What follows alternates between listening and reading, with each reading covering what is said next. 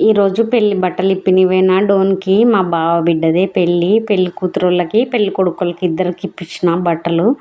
అందుకే ఈ చీర నచ్చింది తీసుకున్నా బాగుందేమో అని.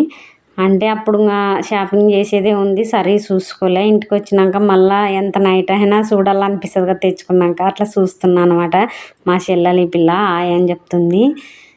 9:30 9 అయింటదేమో ఈ టైం. అప్పుడు అన్నీ మళ్ళీ కట్ చేసుకుంటున్నా బ్లౌజులు. నేనే కదా కుట్టేది అన్నీ.